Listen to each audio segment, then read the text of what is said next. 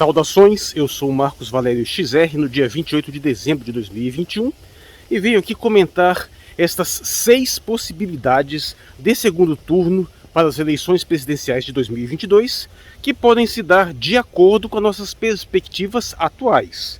Eu não tenho como prever coisas disruptivas que venham a acontecer nos próximos meses, mas de acordo com o que nós temos até agora, os principais candidatos são esses.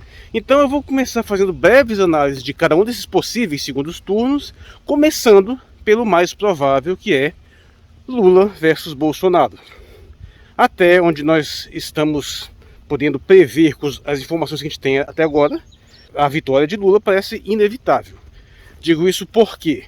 Porque por vários fatores. Primeiro, porque não existe precedente de você ter pesquisas eleitorais sinalizando um cenário tão claro e isso ser totalmente revertido no dia das eleições. Não há precedente desse caso. Essas inversões bruscas assim, entre essas disparidades da pesquisa e o resultado acontecem em instâncias muito pequenas, em pequenas prefeituras. De uma forma geral, isso não acontece. E se você desconfia da honestidade, da lisura do processo eleitoral, entenda que se for um negócio manipulado, teria que ser em conluio com todos esses órgãos de pesquisa. Então eles já estariam decididos, esse conluio já estaria decidido a eleger Lula.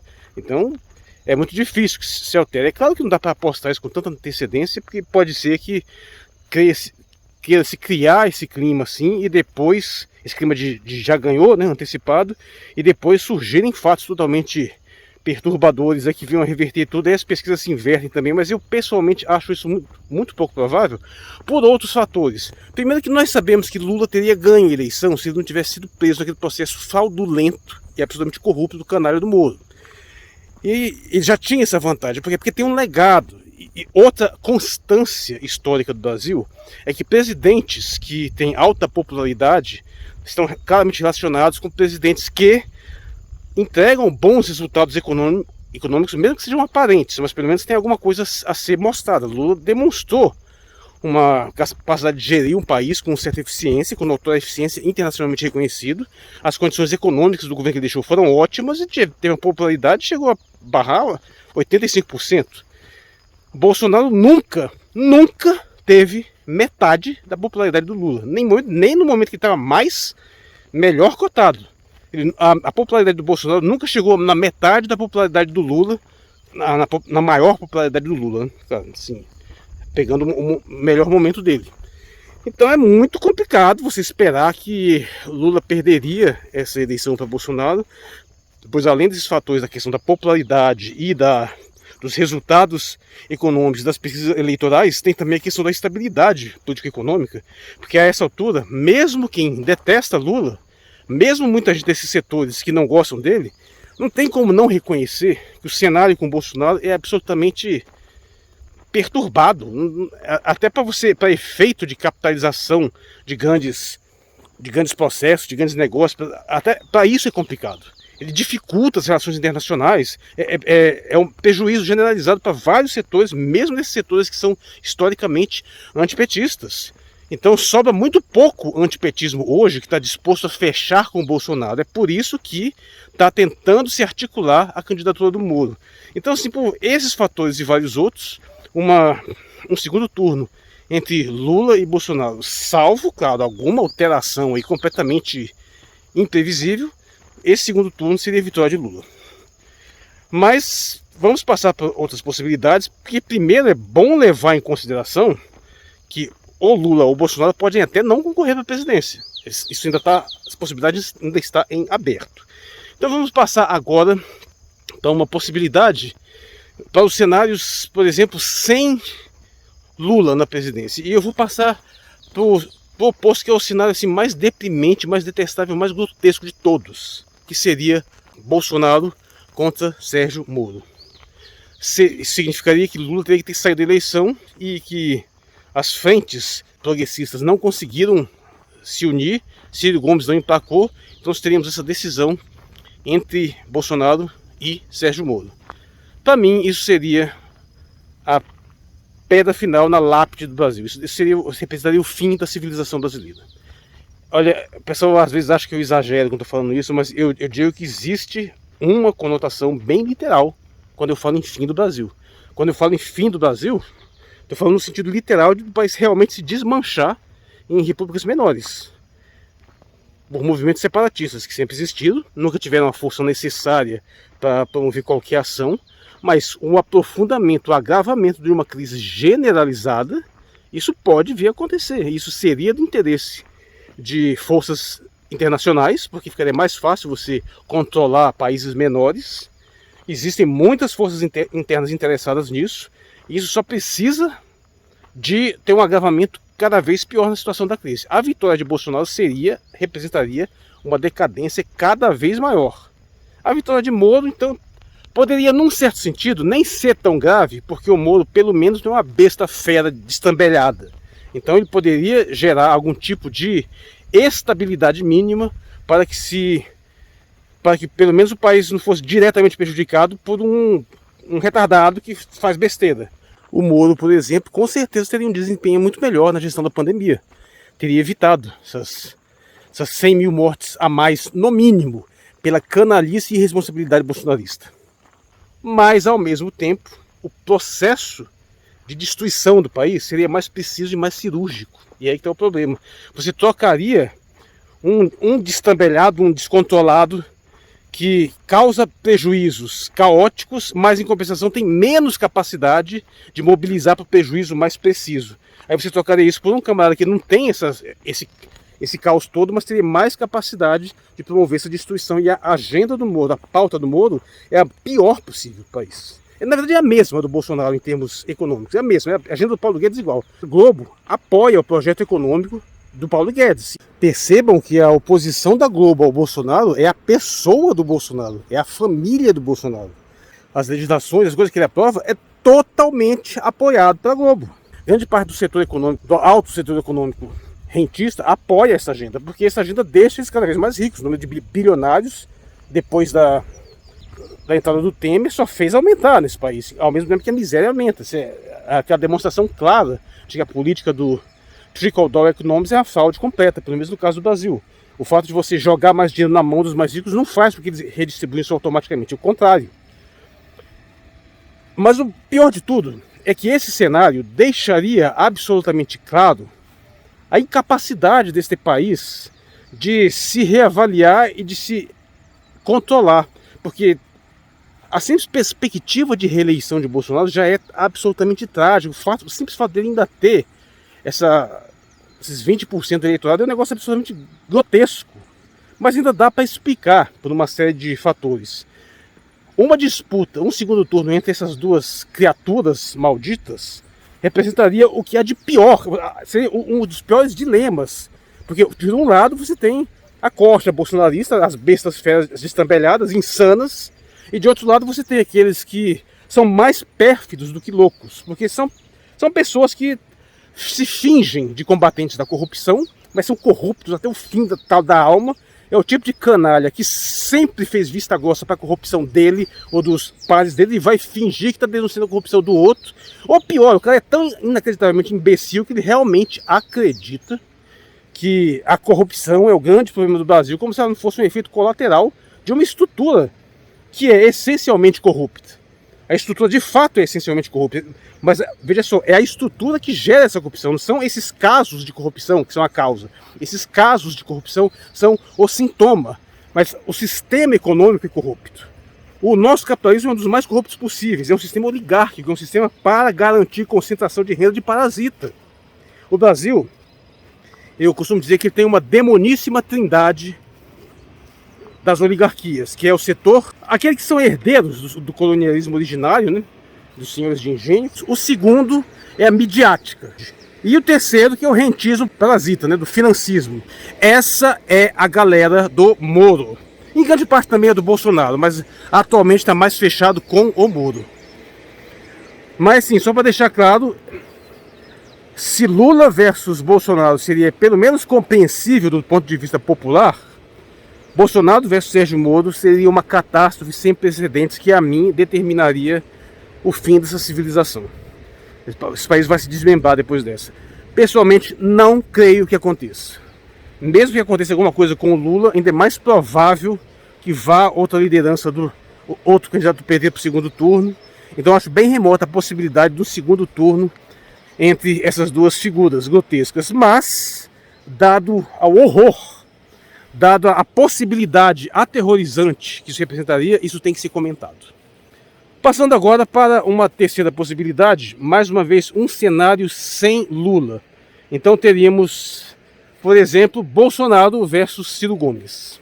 Bolsonaro versus Ciro Gomes é um cenário, eu acho que bastante plausível, porque, por exemplo, se Lula sai da jogada, é possível que grande parte da esquerda se reúna em torno de Ciro Gomes. Lembre que Ciro Gomes é o candidato que tem o maior potencial de crescimento, porque quando você vê aquelas pesquisas de que você conhece, você votaria, você vai votar, você poderia votar, o Ciro Gomes é o que tem o melhor resultado, porque muita gente conhece ele, e muita gente que às vezes não está fechado com ele, diz que poderia votar nele, e é muita gente geralmente que vai votar no Lula, né? Que vota no Lula, mas se o Lula não concorrer, você poderia votar no Ciro Gomes? Sim, então tem muita gente, tem uma capacidade de absorção de votos grande. E possivelmente com a saída do Lula da disputa, isso poderia acontecer. Então eu acho um cenário relativamente plausível. E o que esse cenário seria? Evidentemente, sempre deixei muito claro, meu candidato é Ciro Gomes, preferencialmente. Não acho esse o candidato ideal não, mas definitivamente o melhor que nós temos atualmente.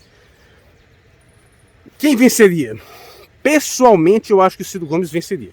Até porque, assim, lembrando que no caso do Bolsonaro versus Moro, eu acho que o Bolsonaro ganharia. Esqueci de dizer isso. Porque é tragédia do mesmo jeito. Mas assim, no caso, nesse outro cenário, eu creio que o Ciro Gomes venceria porque ele captaria o anti-bolsonarismo. E aí, nesse sentido, quem tem maior rejeição é que acaba perdendo. E a rejeição do Bolsonaro é muito maior. Mesmo, apesar do Ciro estar brigando com o PT, mesmo muita gente que não gosta dele votaria no Ciro para evitar uma vitória de Bolsonaro. Então a probabilidade maior é que o Ciro ganhe. Lembrando que, desde a eleição passada, que as pesquisas de simulação de segundo turno sempre deram vitória para o Ciro Gomes sobre Bolsonaro. Inclusive dá uma vitória sobre Lula também. Apesar de que hoje isso está um pouco mais confuso.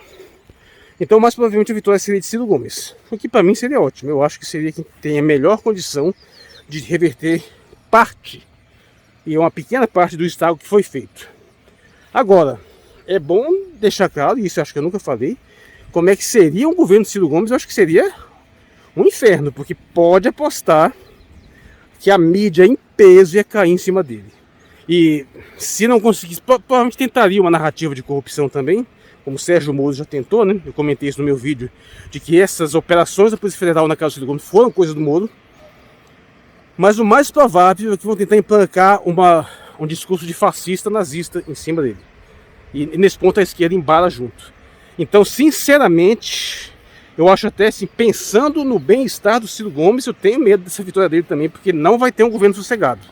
Ele é o único que fala claramente em derrubar a emenda constitucional 95, que é a desgraça que impede qualquer tipo de evolução econômica desse país. E enquanto isso não for derrubado, esse país não tem futuro. E ele fala sobre isso, só que o setor financeiro em peso, todo o parasitismo, toda a corja da burocracia brasileira está totalmente fechada em torno dessa PEC. Apesar de, como eu disse também, essa PEC já não vai demorar mais muito tempo, que chega um ponto que ela deixa de cumprir a proposta que ela já fez. Ela foi criada para fazer um determinado efeito, e esse efeito, a maior parte já foi cumprido. Então pode ser que em algum momento essa PEC venha a cair sim, talvez até nos próximos anos, porque já não é mais necessária, já fez o Estado que precisava fazer.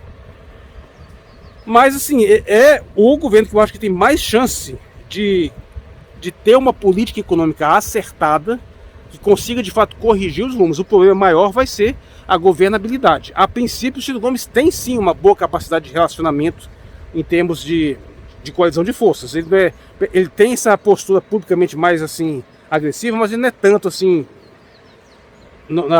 infraestruturalmente não. Basta ver se o resultado dos governos são muito bons.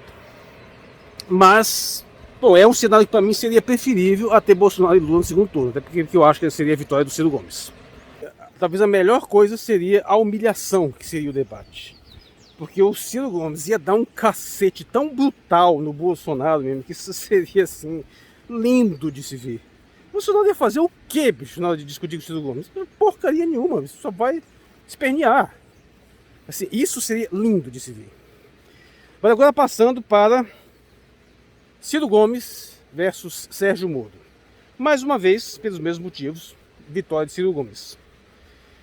E eu acho que um debate também seria uma coisa muito bonita de se ver, porque o Ciro Gomes colocaria o Sérgio Moro nas cordas de um jeito pior até que com o Bolsonaro. O Bolsonaro, pelo menos, por mais tosco, por mais bizarro que ele seja, ele pelo menos ainda tem lá algum carisma no sentido de falar algumas besteiras.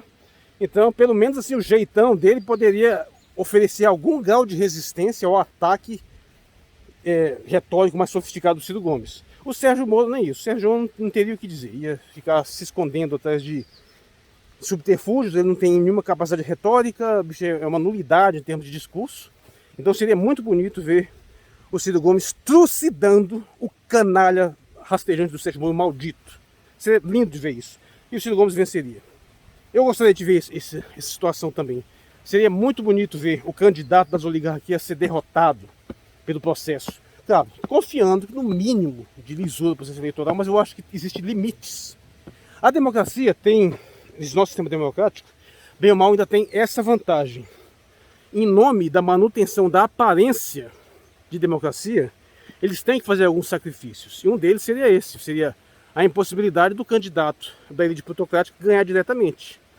É até por isso que eu fico preocupado, voltando a essa questão do governo Ciro Gomes, porque ele seria submetido a forças, assim, a pressões inéditas, né? Na impossibilidade de eles desbancarem de acordo com um processo eleitoral assumidamente farsesco. Porque se acontece isso de... Ninguém vai acreditar numa subida meteórica de Sérgio Moro nas pesquisas. Ele nunca teve essa popularidade. Ele, no auge da Operação Lava Jato, quando tinha muita gente burra que levava ele a sério, já não era lá essas coisas estratosféricas. Mas agora, então, é menos ainda. O cara é completamente desmoralizado. Só defende... É falha moral você conhecer os fatos, defender Sérgio Moro. Só não é pior porque tem muita gente que não conhece, simplesmente não entende como é que funciona o sistema. Mas nessa configuração, para você poder manter as aparências da democracia, para não se indispor com vários setores da sociedade, para não desmascarar a estrutura da encenação democrática, não ficar mal perante a opinião internacional, muito provavelmente seria sim a vitória do Ciro Gomes, com esses problemas posteriores que nós teríamos, né? Lula contra Sérgio Moro. Isso seria a vingança. Lula aproveitaria para destruir o Sérgio Moro em todos os níveis, porque em termos de argumentação também o Lula também é bom, ele não é ruim, e ele tem uma vantagem de saber se comunicar de uma forma mais popularmente acessível. Ele não é tão bom quanto o Ciro Gomes em termos de retórica, mas é suficientemente bom para dar uma sova no Moro. E seria muito bonito também ver um debate nesse sentido. E vitória de Lula também, com certeza.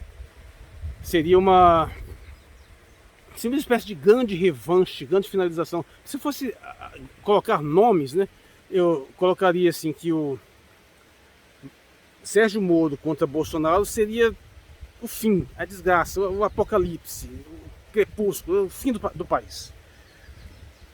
Que Bolsonaro contra Lula seria aquela metáfora, né, do Armagedon, assim, da grande batalha final, dentre as maiores forças da política brasileira, das movimentações de massa brasileiras.